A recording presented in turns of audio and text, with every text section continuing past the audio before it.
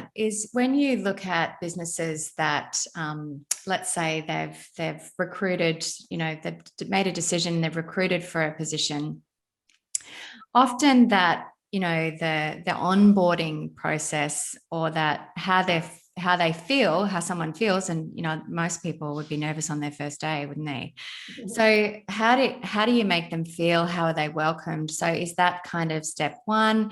And then what's their training?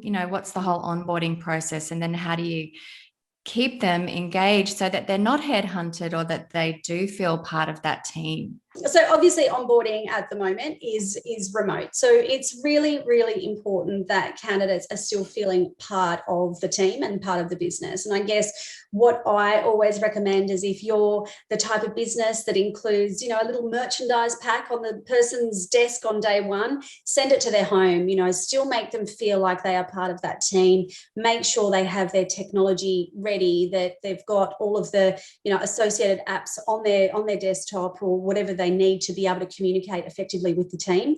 The other big thing I think with onboarding is making sure that you've scheduled face-to-face video meetings with all of the stakeholders that you're going to be interacting with as a part of your role, because it's nice, if you've not met them through the interview process, to kind of see who you're kind of working with, and have a chat with them, understand what their expectations are of you in terms of your role and how they want to work. Do they want to have weekly catch-ups, daily catch-ups, and whatever the case may be? So just feeling like you're constantly being interacted with is really important. I think that we're quite lucky, with the tech that we have available. There's that, you can share screens with each other, you can sit down and sort of, do the cross-check of, this is what we're doing, this is how we navigate through this particular problem, or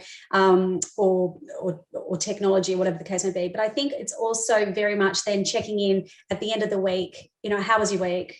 Were there any problems? Is there something else we could be doing? And it's just that constant, regular check-in, at least for the first, I would say, month, to make sure that the person is feeling, valued.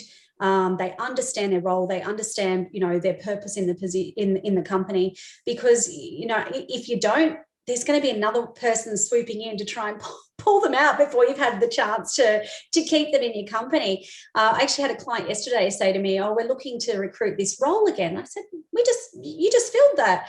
She said, "I know, the person's been here for 2 weeks, and they had previously been going through a recruitment process that was drawn out, and now this company's offered them the job, and they've decided to take it." So, 2 weeks, you think you've got somebody, but that's just a sign of what the market's doing. If you're not engaging and keeping these people close, you're going to lose them.